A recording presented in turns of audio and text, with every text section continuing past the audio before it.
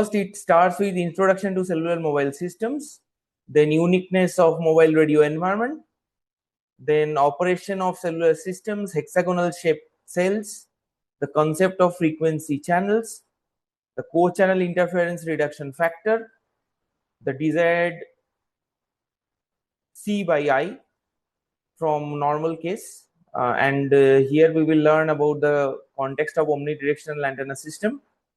Also, we will learn about cell splitting, and finally we will learn the consideration of different components of cellular system. So all these topics actually consists unit 1, that is cellular mobile radio systems. Now today we will cover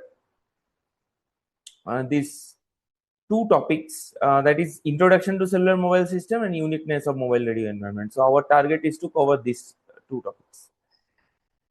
Well, so after the end of this lecture, so you will be able to explain the basic idea of cellular mobile radio system. You will be able to describe that why mobile radio system is different from a conventional fixed wireless communication. You will also be able to explain the operation of cellular system when we set up a call, when we communicate with others, and handoff. The concept of handoff we will discuss later. And we will able to justify that why we use hexagonal cells, not other shapes like circular or triangle or square. And we will be able to define the frequency channels and frequency reuse. We will be able to calculate the frequency reuse distance, and we will be able to calculate the co-channel interference reduction. And also we will be explain the desired C by I in an omnidirectional antenna. And finally, we will describe the cell splitting and identify the major components. So this is our learning outcome. We expect that at the end of this lecture, we will be able to achieve this same. Okay, so let us start with the introduction of cellular mobile radio system. So if you look at this term, so cellular, then mobile, then radio. So actually 3 terms are there. So forget about cellular for the time being. So you know about mobile. Mobile means that can travel or that can move. Radio means what? Radio means through radio waves it can communicate. So radio means radio waves or wireless systems. So radio system means wireless systems. And what is cellular? Cell means what? We have studied in biology that cell is the smallest component of our body or of any plant's part, like the cell of a leaf. It means the smallest constituent part of any living being. So cellular mobile means what? Cellular mobile means, suppose I need to cover one area. For example, I have this much of area I need to cover. Now suppose if this is a large area, for example, say this is 10 kilometer and the width is also say 8 kilometers. So this area is say approximately some 80 square kilometer area I need to cover using a mobile tower. So mobile tower means at the center of this area one tower will be installed and different users, suppose these are the users, so these mobile towers will be able to serve these users. Suppose I design such a system. But while designing such type of mobile network, suppose one mobile tower is serving some 80 square kilometer of area, so we face some problems. So I will be telling about the problems in detail. So to get rid of this, what we do, we actually divide this total area into some small parts, and these shapes are hexagonal. So I will also come that why these shapes are hexagonal. So the small area, the large area is actually split into several cells like that, and it will be continued. Okay, and after dividing this area, instead of a big tower, I will be placing some small tower at the center of the each cell. And now in this way, we cover the entire area of our service where the subscribers are there. So we are covering the entire area of our service using this cellular area, cellular zone. So we call this as cellular mobile radio system. So a large service area is divided into many smaller area. These are called cells. Understood, right? Up to this? Yes, sir, I'm listening. Okay. Now, already I have discussed that each cell is served by a base station. So base station means, suppose this is a hexagonal cell. This is a hexagonal cell. So at the center of this, there will be a tower. So this tower is called the base station. This is called base station.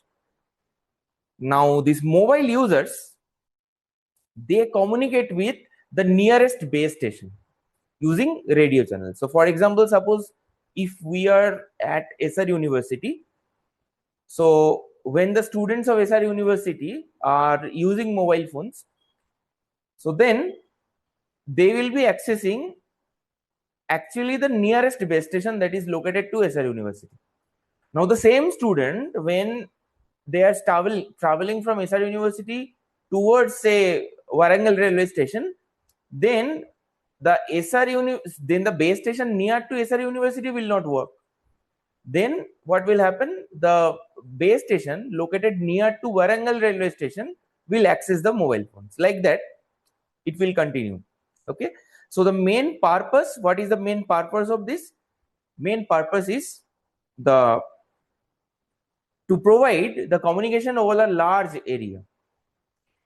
Now, why we need to divide this into cells? Now that comes to the question. Because the basic idea is, if you think at this, if you look at this diagram, so you can see some cluster. See, the central cluster is actually outlined by a thick black line. So what is there in that cluster? You will be finding that total 7 cells are there. So suppose this one is 1, 2, 3, 4, 5, 6, and 7. Okay, so 7 hexagonal cells have made one cluster. This is called cluster. Okay, now if you look at this cluster is simply repeated. Okay, so if you look at just at the vicinity uh, of this area, suppose this is a large area, that is actually, suppose this is a large area, and this large area is actually covered by several cells. Now while making the cellular structure, actually some cluster is repeated. So now what is the meaning of this? It means that whenever some radio services, suppose Geo has purchased some spectrum, okay, from TRAI, okay, Telecom Regulatory Authority of India, because this spectrum is very costly, that the mobile service providers actually buy from TRAI. Okay, so now when they buy a spectrum, so in that spectrum it is mentioned that total how many subscribers you can accommodate into it. Okay, so the available channels in a spectrum is very limited.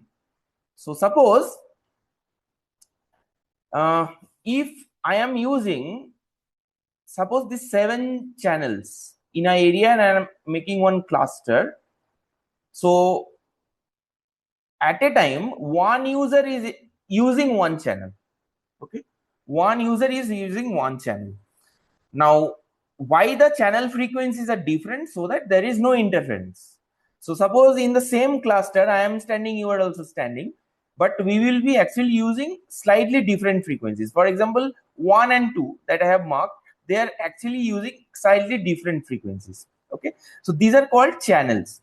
Now, these 1 and 2, these two mobile phones, I mean, those are using channel 1 and 2, they will not interfere because they have some slight difference in their frequency. But if I make another cell YOLO here, it means suppose I am using this frequency here and I am using the same frequency here within a cluster. So one cluster means very close region. Okay, so then this 1 and this 5, these two cells can interfere with each other if they use the same frequency. So that is why whenever I am using a cluster means very close area, so I'll be using different frequencies so that they do not interfere with each other. However, I can use the same frequency that one is using here. I can use it and use at some remote place because these two cells are very distant or very far.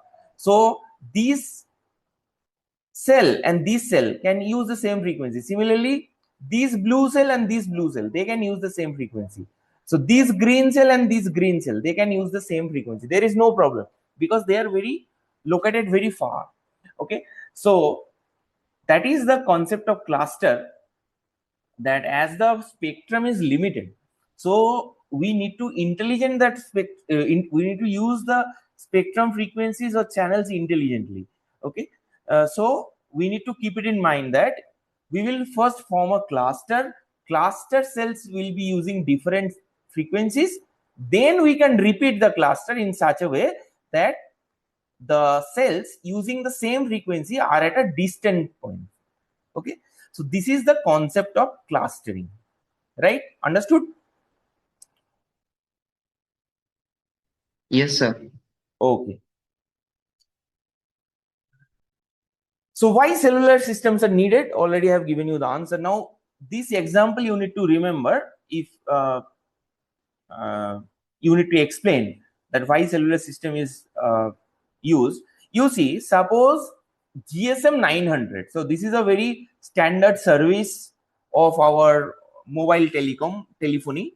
So here the frequency range is 890 to 960 megahertz. This is specified. I mean, we cannot change it. Okay, so 890 to 960 megahertz, within that frequency range, I need to uh, launch GSM 900 service.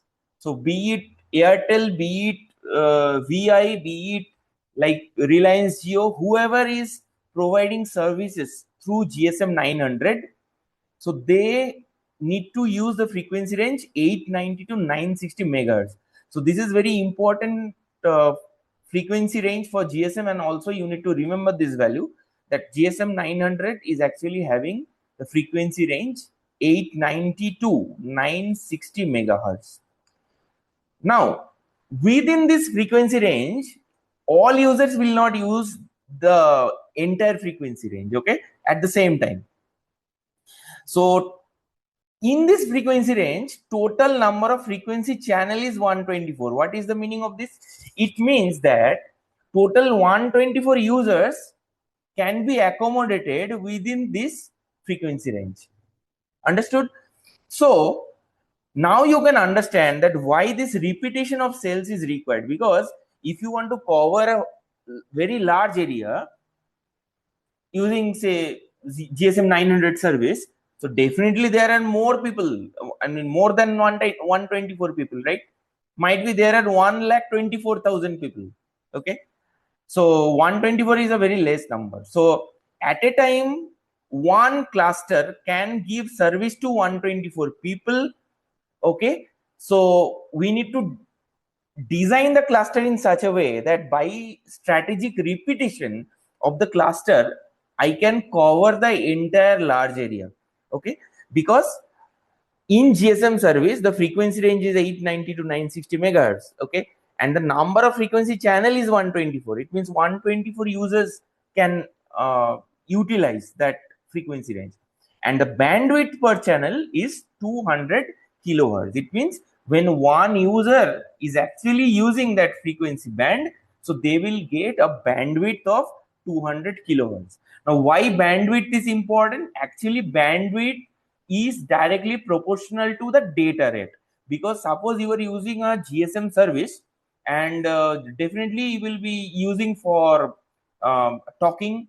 So for talking also you need some bandwidth. Suppose you want to use some mobile internet, for that also you need some bandwidth. So this is a basic service, GSM 900. Now if we go above this GSM 900 service, there are GSM 1800 services also, there are 4G services, 5G services, and so on. The concept is same.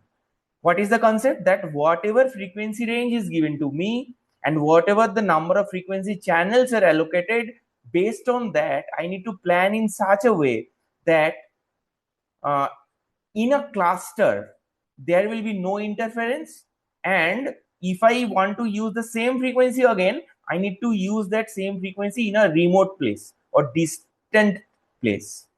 Okay, so the cellular system solves many problems by incorporating this cellular structure.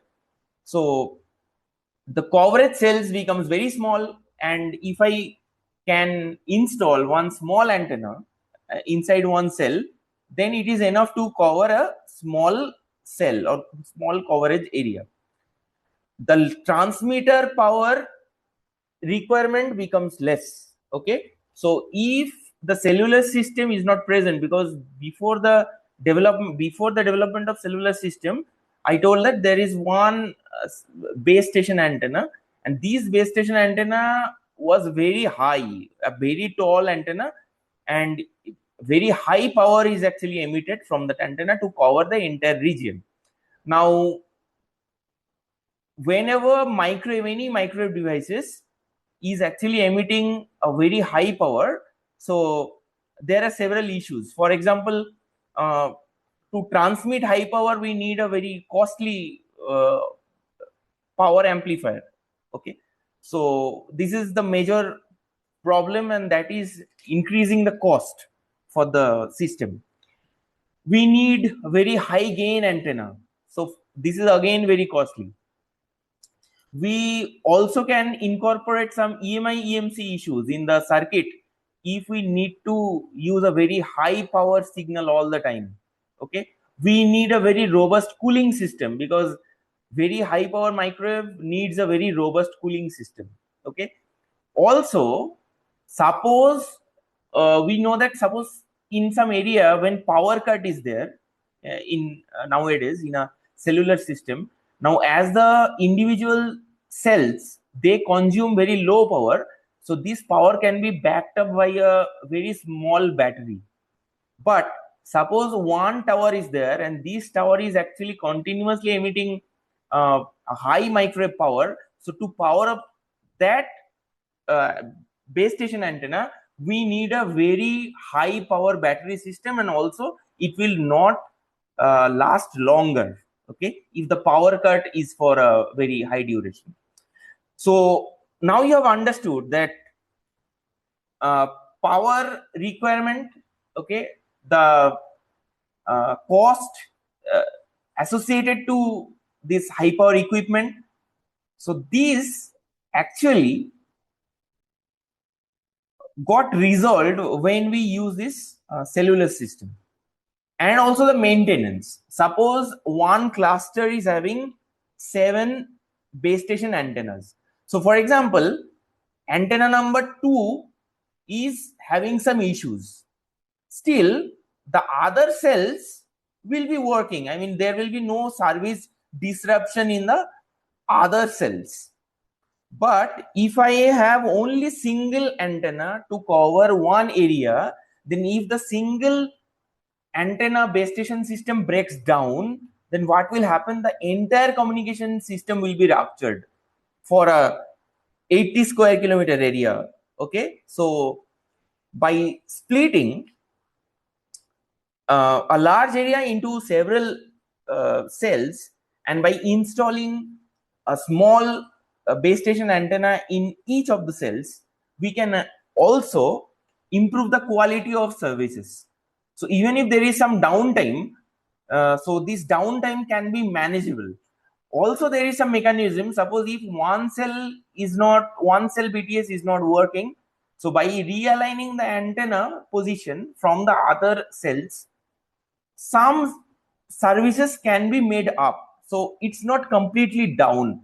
But if we had a only single antenna system, so the problem is, like, if one BTS is down, it means the entire area is down.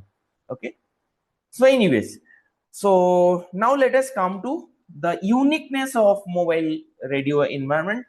So how mobile radio environment is different from fixed communication. So fixed communication or point-to-point communication means one transmitter and one receiver will be there and both are stationary. So what is the example? For example, suppose one TV broadcast system is actually transmitting its signals from a broadcasting station, and you are receiving that signal at your TV. I mean, to your TV. The receiving antenna is installed at your home. So in that system, what is happening? Both the stations are fixed. So the transmitter, that is the radio station or television station, that is also fixed, and you are receiving the signal at your home, so that is also fixed. Okay, so the signal reaches from transmitter to receiver through a single path. Okay, now at this time, what happens?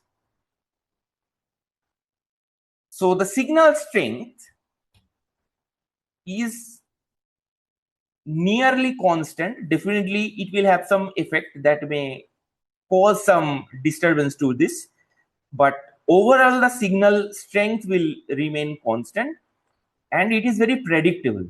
Okay, so could be that some due to weather issues or some other interference you get some noisy signal some at times, but the fluctuation of signal will not be that much, because you know that when we listen to some FM radio or we watch television, we don't observe random fluctuation of the signals. Okay, but in mobile radio environment, if you look at this diagram, so the base station is fixed, but the users are always moving, because mobile phone means a telephone that is movable.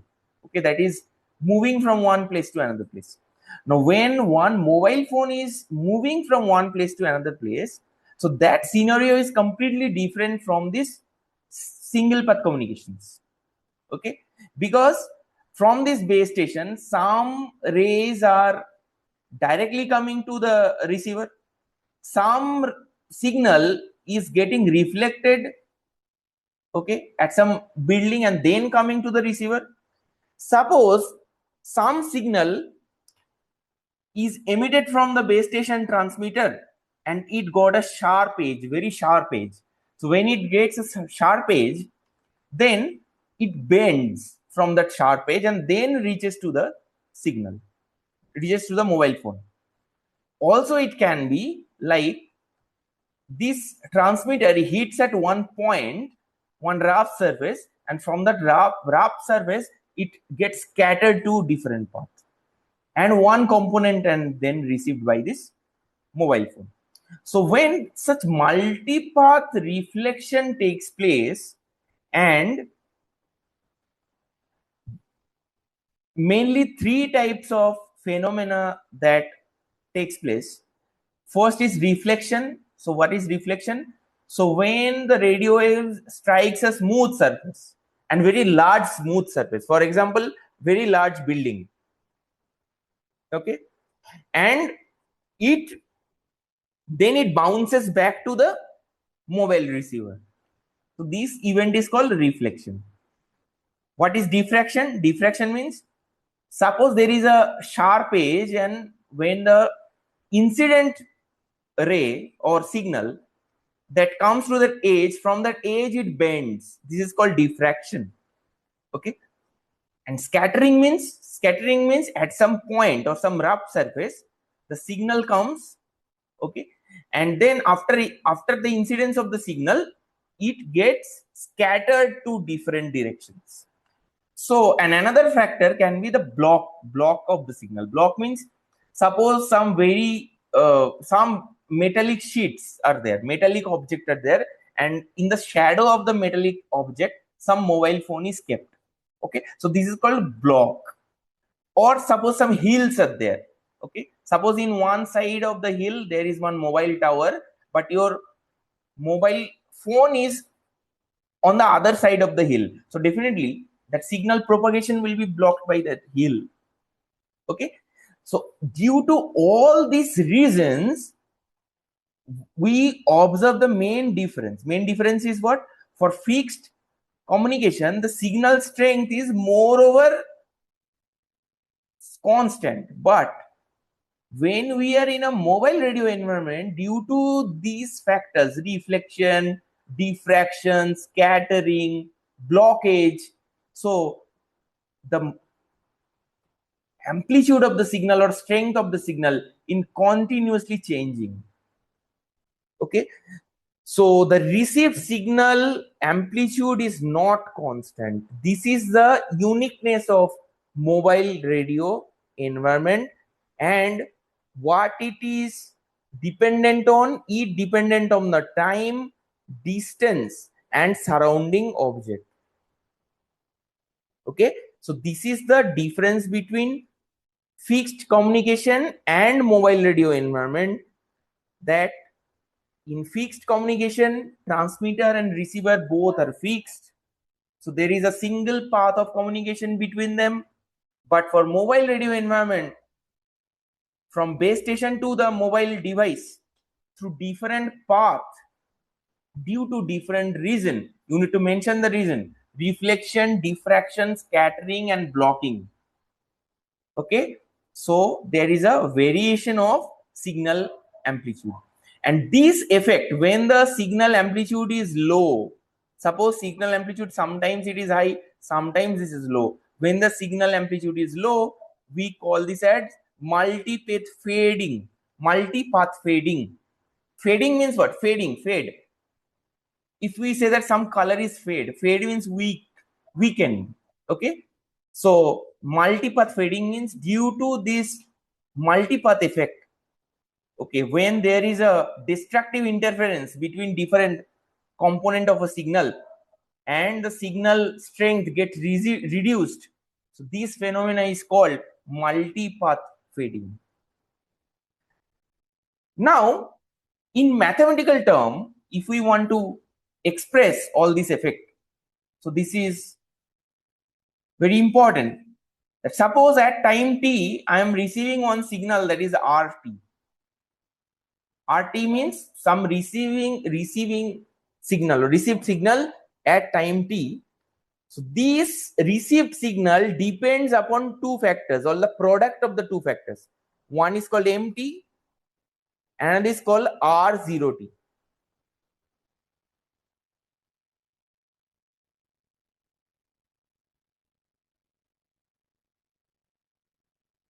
Okay, so it depends upon two factors. One is called MT and another is called R0T. So you should remember this. Now what is RT? RT means total received signal. At any time, what is the total signal that I am receiving? And MT, it means the local mean or long-term fading component. So mean means what? Some average value. So the average value of the signal. So how we calculate some average? Average means some signal I am capturing for a long time, then I am making average strength of it. So this is called the long-term fading component. And what is R0T? R0T means short-term fading component. So when short-term fading comes, when there is multipath effects are there. This is called short-term fading component. So if I ask you that what is the mathematical expression of received signal of any received signal in a mobile radio environment, so you should answer like RT means the total received signal is equal to m of t into R0 of t. M of t means the local mean or some long-term fading component. I will come later that what actually local mean means, and R0t is some short-term fading component.